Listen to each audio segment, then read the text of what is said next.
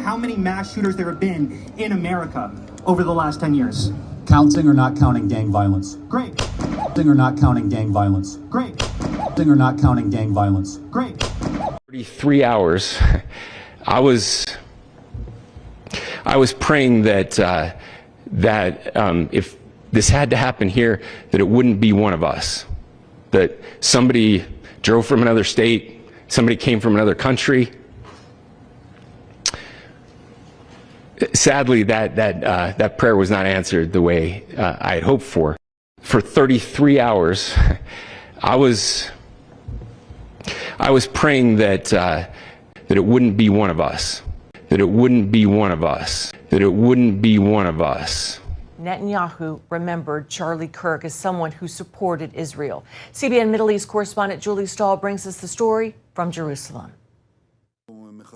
In a post on X, Israeli Prime Minister Benjamin Netanyahu said Charlie Kirk was murdered for speaking truth and defending freedom. A lion-hearted friend of Israel, he fought the lies and stood tall for Judeo-Christian civilization. I spoke to him only 2 weeks ago and invited him to Israel. Sadly, that visit will not take place. We lost an incredible human being. Our CBN News Middle East Bureau Chief Chris Mitchell is with us now from Jerusalem. Chris, so good to see you. Well, as you know, Americans are mourning the assassination of Charlie Kirk. What's been the reaction there in Israel, Chris? Wendy, they're mourning here as well. All the people that knew him or knew about him are mourning. He was a great friend of Israel. A lot of emotions going on social media. In addition to Prime Minister Netanyahu's statement about Charlie Kirk, UN Ambassador to Janie Danone said, truth cannot be and will not be silenced. A steadfast ally of Israel, he said. Kirk was known as an outspoken defender of Israel. Ambassador Friedman, the former U.S. ambassador here to Israel, who lives here, with Charlie gone, he said, there is a gaping hole in our discourse that may never be fulfilled. And this is what U.S. ambassador to Israel and a good friend of Charlie Kirk, Mike Huckabee, said that Charlie Kirk was a force of nature. He started and led a movement on campuses built on speaking truth in a rational and respectful manner. He was a threat to those who hate God and the USA. He was murdered for it. His life made us all richer. His death made us all poorer. With the events that have happened, so I know like you've vocally supported Israel a lot in the past. Yep. And I'd just like to ask, have your views changed at all since the October 7th events? Yes and no. I mean, have they changed? I want to be very clear. What are my views? I've been to Israel twice. I love Israel. I love Israel, the place. I love Israel. I love Israel as it protects access to biblical archaeology. I'm not an unapologetic defender of the government of Israel, and I want to make sure that's clear.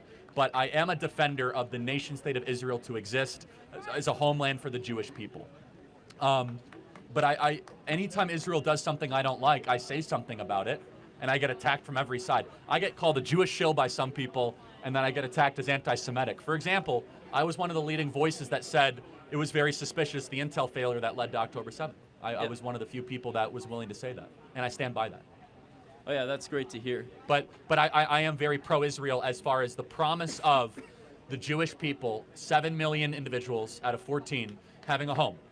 I believe that is an idea that needs to be defended, a Jewish state in the Middle East. I do. But why? What's up, everybody? This is 692-164. I want to talk about this Charlie Kirk thing.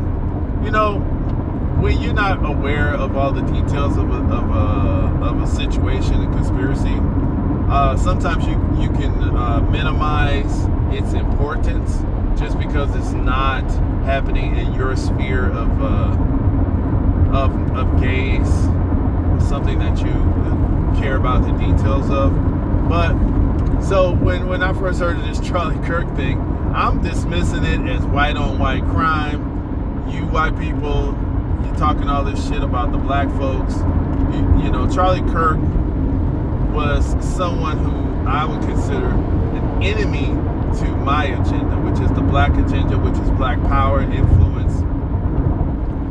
This is what I'm about. He was anti-reparations for black people. He was anti, rights for the black people to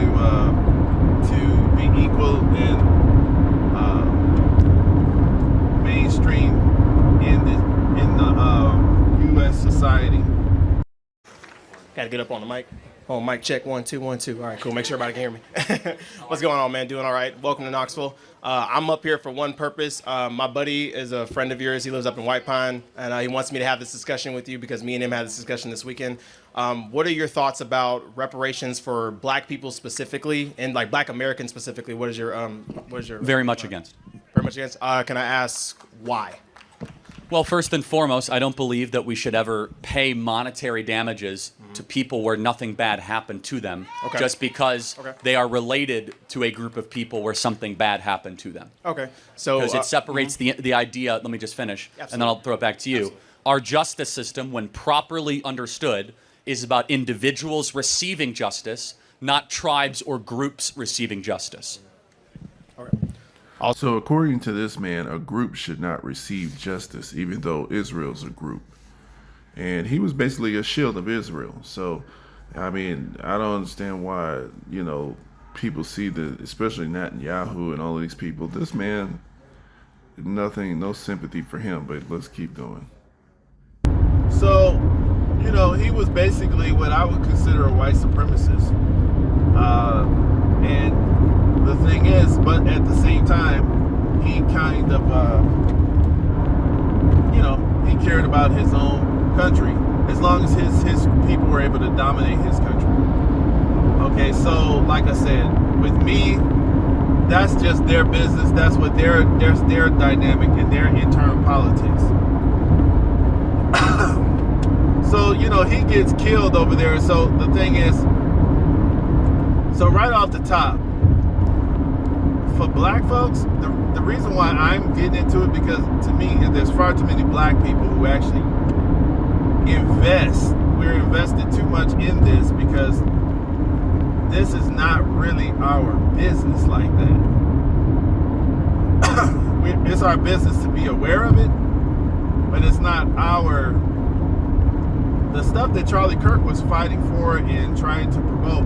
It would have excluded us. He's not empowering you, as Black people. Period. Under his viewpoint, under his worldview, you are still a slave or a servant class. Okay, so understand that. Black people as the servant class, that is the point in which all of these different white supremacists agree. But so normally I would just so white people got shot by another white gang and that's it. Excuse me, pardon me.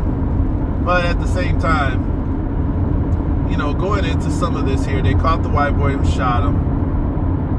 Well, they say he shot him. Okay, but it's very interesting how Netanyahu is talking about how,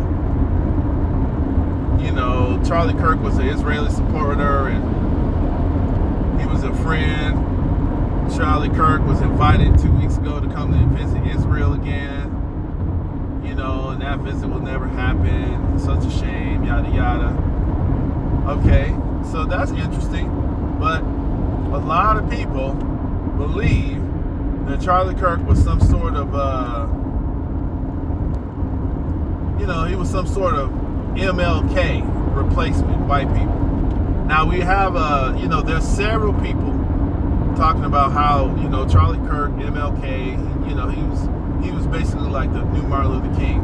He criticized Martin Luther King. He wants to tell us, Black people, that Martin Luther King was a bad person.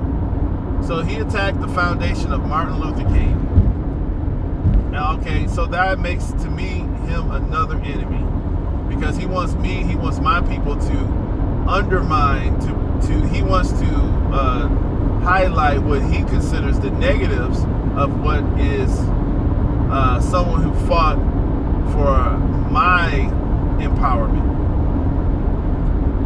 Martin Luther King fought for the empowerment of Black people, but he also fought for the mainstreaming of Black people, which would have, if you actually listened to, if they actually did what Martin Luther King said do, which was, resolve these racial conflicts, this would have gotten everybody by now to a place where we, would claim we wanted to be at.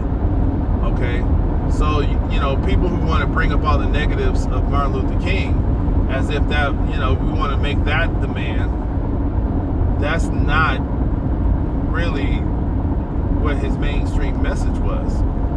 And, you know, he wasn't pushing that out there. You're trying to, you know, you're going underneath some secret layers of his life, even if the stuff that they're saying is true, which I don't even believe it is true. Talking about he cheated on his wife and, you know, all these other different things, you know, that he wanted to, you know, kill black babies, which I just don't believe at all. All right, so the thing is, with Martin Luther, so now several people I've noticed they're talking about Charlie Kirk as Martin Luther King. So now one of the big dynamics, and you know, and this was played out inside the, you know, X-Men cartoons. There's Martin Luther King, there's Malcolm X. This is how they've done the black people. This is how they've characterized our internal black American politics. Okay? A lot of black people don't believe that black America has politics, but we do. Okay, but the thing is, we don't really need to have voting. It's not our real politics. That's the white man's politics. Most of their shit is about voting. Our stuff is about influence. So, you know, the thing is, they kind of characterize Malcolm X versus Martin Luther King. So actually, in real life, Malcolm X was assassinated first. So Malcolm X was more of the firebrand. He was more of the, you know, he was more calculated and practical, and he was more pro-black. Okay, separation from the enemies, build our own community, survive as autonomous groups. Martin Luther King, at first, he was pushing integration. Later on, he would move and migrate after Malcolm X was assassinated by the U.S. government, the white man J. Edgar Hoover, and his in the bossy New York Police Department. These people, so Malcolm X was assassinated, and they love to blame someone else who's not guilty, who may have had some, who may have had a legitimate disagreement in life, but they'll blame that person or that person's group for the assassination. Okay, so Malcolm X was assassinated. They blamed the Honorable Elijah Muhammad and the Nation of Islam. Years later, we found that this is not true. You know, people who still believe that, you can go, you know, even Malcolm X's daughters, even all of these, everybody knows that all of the people they blamed for it, they got exonerated, even in New York crime labs. They got money for it because they relied on cops who were undercover during that time, wrote tell-all books and right before they died and stuff, you know. So the thing is, really came out showing that, you know, the Nation of Islam really did not kill Malcolm X, but the Nation of Islam was arguing with Malcolm X. So let's make we're showing this situation because they're replaying this same hand with the Charlie Kirk death. Okay, so with Martin Luther King, they kept Martin Luther King. Martin Luther King began to change his position.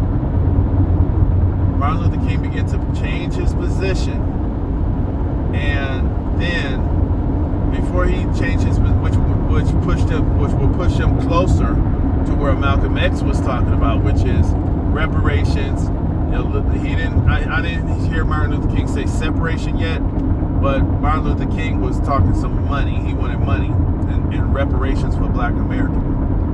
And he said this is where he was getting his greatest pushback because he wanted tangibles. He ends up dead, and the Black American people went into basically our head of mainstream leadership that was very prominent was kind of cut out. Some of our organizations had were kind of silenced. And for about 40-some years, you know, our community was kind of in disarray because we didn't have, our natural leadership was kind of cut up. So, the reason why I say that situation is because if you look at what happened to Charlie Kirk, since they want to compare him to MLK, for some white people, he is like that. Okay, but the difference is here, what they're doing is the Charlie Kirk, though. Now, keep in mind, Charlie Kirk is 31. He has this multi-million-dollar organization that he's in control of. He has access to the Oval Office of the President of the United States. He can sit and talk. He can directly speak to the President of the United States.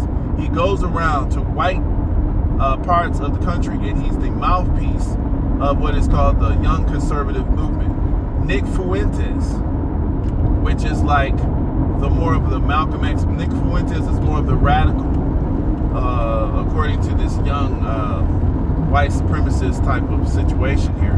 Now, Nick Fuentes agrees with Charlie Kirk a lot, but he criticizes Charlie Kirk. You sit there and call yourself a Christian and then you make excuses for the genocide of 2 million people? Seriously? You stand there and purport to be an evangelist like Billy Graham? Oh, you're the latest Billy Graham? You're our generation's America's pastor? Why? Because you said the right words? Because you said, God bless, God bless, God bless, my friend. Oh, I rebuke the devil in the name of Jesus. And then you go around from campus to campus making excuses for a famine? You have a rabbi from Israel on your show to explain how Israel's not inflicting a famine on these people. That's fake news. That's not a genocide. Israel could kill them all if they wanted to. Seriously?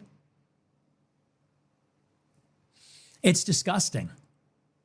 This is what our country is supporting. And by the way, if any other country was doing this, there would be sanctions. There would be international outcry. We would summon the ambassador from that country. These are subcontractors for Western publications. These are journalists that work for Reuters and the Associated Press being murdered by Israel. Western journalists who are protected under international law, working for, in some cases, American companies, being murdered by Israel in a conflict zone intentionally to cover up their war crimes. Where's America on this? Where's Trump on this one? Where's the Christians on this one? I don't know how anyone can continue to defend this in any way. They say Israel's not the enemy. What would a country have to do to be the enemy exactly? What would make a country the enemy? What made Saddam Hussein the enemy? What makes China or Russia the enemy? Has Vladimir Putin done anything like this? What makes Putin the enemy? What makes China the enemy? What makes them the enemy that does not make Israel also our adversary and actually a friend that we should continue to support? Yeah, I mean, power lane. That's not what we gotta. That's not what is going to make us dominant. Our agenda should be us being dominant. So that's why we have to be with Minister Farrakhan. We have to be with, even Tariq Nasheed and the FBA movements. Those are the things that are going to actually push us up. All of our luminaries and things like that. For myself. And secure within myself, never feeling inferior and certainly not feeling superior, but that chip on the shoulder that the young lady spoke about is my self-assurance, my confidence, my ability to speak the truth without fear. I don't bend when I don't have to. I don't scratch where I don't itch. I look white people in the eye and speak honestly and truthfully and candidly and unhypocritically to you. That's not a chip. That's just self-assurance that comes from self-knowledge. Teach your children that, and whether we are here or there, we'll be able to make a future for ourselves. That's our society, because we have to be dominant. We cannot be some sort of ancillary, second-class citizen in the white man's society no more. So this is the reason why initially I didn't really pay attention to the Charlie Kirk death thing, because it really didn't. This is white people stuff. But at the same time, the reason why I'm doing something on it is because there are so many black people, and you guys are so good, and you're very, focused, but you identify with them as if you're them. You're not a white person. I mean, we have to understand this. So, but the reason why I'm dealing with it is because a lot of us, we criticize Israel, but Israel is controlling this. This is, they're dictating and manipulating this stuff. So with the Charlie Kirk thing, this boy that they're blaming, this Tyler Robinson, they're saying he's the one that shot Charlie Kirk because they show him jumping off a roof, running around, trying to get away and blending into the other, crowds of people. He didn't have a gun on him, and the gun was found inside some sort of, the gun was found in a forest, but they show him jumping off a roof. He didn't have a gun when he jumped off that roof. So I don't know how they had the gun in some bushes somewhere. How did he put it there? But anyway, they're saying that this boy was part. They're going to say that this boy was part of, according to Kim Iverson's theory, and she's more connected to her culture. So I'm going to kind of lean on some of her theory. Kim Iverson, she's showing how Nick Fuentes has his group. It's called the Groypers or something, some weird white supremacist little gaming type of thing. They play games and all that kind of stuff online, and they're very political, things like that. So Nick Fuentes has kind of harshly criticized Charlie Kirk. But he didn't call for his death or anything to hurt him. He said that Charlie Kirk needs to be strongly questioned, shouted down at another one of these appearances that he has. So this is the thing that Nick Fuentes said, and he harshly criticized him for supporting Israel and things like that. Because Nick Fuentes definitely doesn't want to support Israel at all. But Nick Fuentes is not as refined as Charlie Kirk. He was not invited into the White House. But what they will do is say that Nick Fuentes, who is a white supremacist, and I don't care, but they're going to say that he helped incite, or he spoke the words that led to someone wanting to take out Charlie Kirk. They're going to blame that on Nick Fuentes. This is the same thing that they did and when Malcolm X was incited, was killed. They blamed the Nation of Islam, and they still do. They're saying that Minister Farrakhan is the one that said things to that, in which Minister Farrakhan apologized for in words, okay, because what he was angry at Malcolm X at that time. So Minister Farrakhan later to Malcolm X's daughter on live video on TV, he apologized for his words that they might have been used to feed into that climate, which caused the assassination of Malcolm X. But actually, the government killed Malcolm X, and they really set Malcolm X up real bad.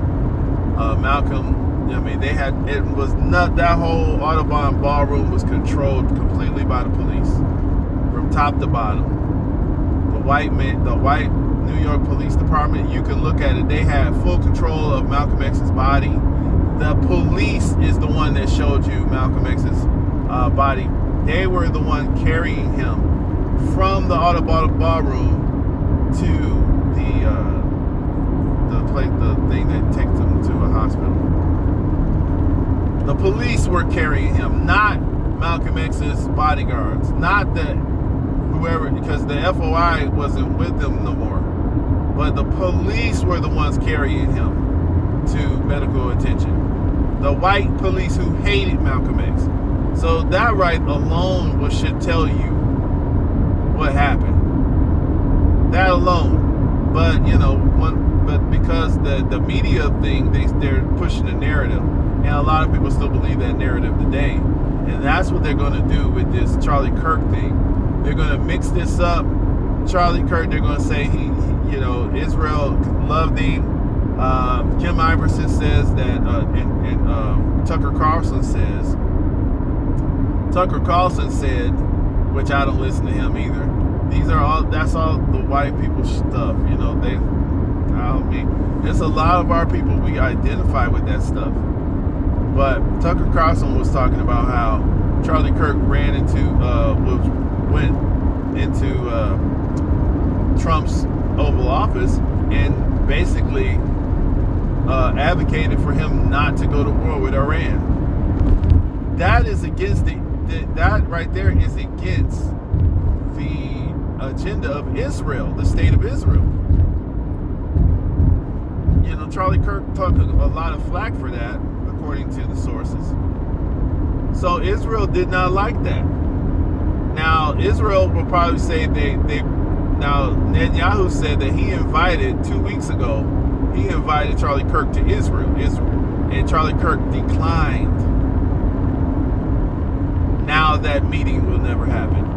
Okay, and that's very suspicious words to me, the way that Netanyahu put that. But that still doesn't make Charlie Kirk any kind of hero, because Charlie Kirk was in the pocket of Israel. He did get donations from Israel, and according to Kim Iverson, and according to the sources that she listened to, according to what she said, Charlie Kirk was scared of them. So he was afraid of those people. So this is what's happening out here. This is white supremacist stuff. So now keep in mind, Nick Fuentes is this young guy. Nick Fuentes is he's like, absolutely, you black people, we don't want to be around you guys. We don't want anything to do with you. We're sick of black people. He straight up says it. Now, Charlie Kirk says it too, but he's kind of a little bit more refined with his stuff. Talking about the crime statistics, the FBI statistics, the cracking, the still silly stuff, that the same old talking points against black people, talking about gang violence, all this kind of crap. Now, the problem is that a lot of black people actually identify with this information, these talking points.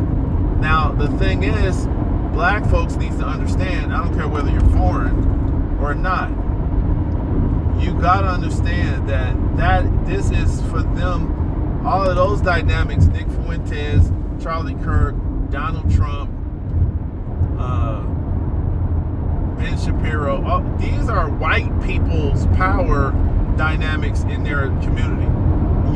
Us identifying with that, that's not really our power lane. We're on Team Civilization here. We want to see the maniacs of Hamas be defeated. So we've seen news this morning that, quite honestly, I'm a little confused by, and I was hoping you could navigate it and help us understand, which is that Israel bombed Qatar, which houses a lot of Hamas officials. What happened here? And if I were to introduce just the skeptical question, will this potentially endanger America's own interests in the Middle East? So please, Ben, help me better understand the situation. Sure. So I think that the lead up to understand here is that Qatar sort of plays both sides when it comes to its negotiating stance between Hamas and Israel and the United States. So it has provided extraordinary material support to Hamas directly, billions of dollars in material support to Hamas. The leadership of Hamas have been living in Qatar for years at five-star hotels.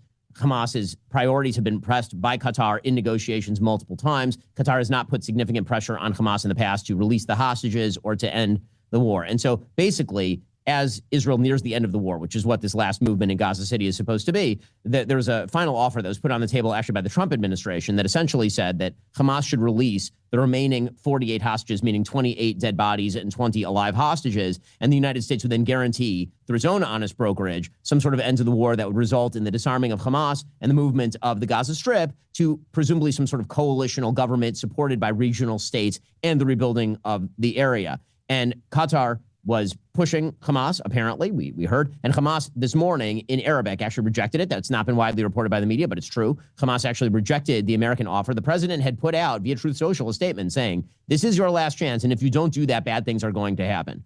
The idea that Israel would be able to fly 10 F-16s all the way across the Middle East to Qatar to strike a very specific terror target in Doha without American knowledge beggars the imagination. It is extraordinarily unlikely, to say the very least. Honestly, it would not be wildly improbable if Qatar knew that was coming as well. And so Israel struck at the top level of the remaining Hamas in Qatar in an attempt to basically change the negotiating status. So the basic idea here is if you will not negotiate, if you refuse to get to the end of this war, well, then maybe we'll find somebody who can. Or maybe the idea is that you're safe nowhere until this war ends. Additional pressure had to be brought to bear, and that's why Israel did what it did. Obviously, I, as well, am on Team Civilization. I'm very happy to see Hamas's top leaders killed. I hope that as many of them in the leadership, with as little loss of civilian life as possible, I hope that as many of them died in this attack as humanly possible. And again, I'd be very surprised. I mean, we do know actually from contemporaneous reporting that the United States was at least given the heads up on the Israeli operation in the moments before it went. I just spent time in Japan, and one of the things that kind of looms over Japan is that Japan, they engaged in an unconditional surrender. That they said, we're done. And they laid down their arms, obviously, after the 2 atomic bombs. Very controversial. People have mixed opinions on it. I certainly do. But that it is unconditional surrender. Is that what Israel is aiming for here? I suppose that is a question that I get a lot on campus. What does success look like? Because I think we could all agree a long war is not good for Israel. A long, drawn-out war. And we're coming towards 2 years in about a month. So it's been about 23 months. So what does ultimate success look like in the Gaza?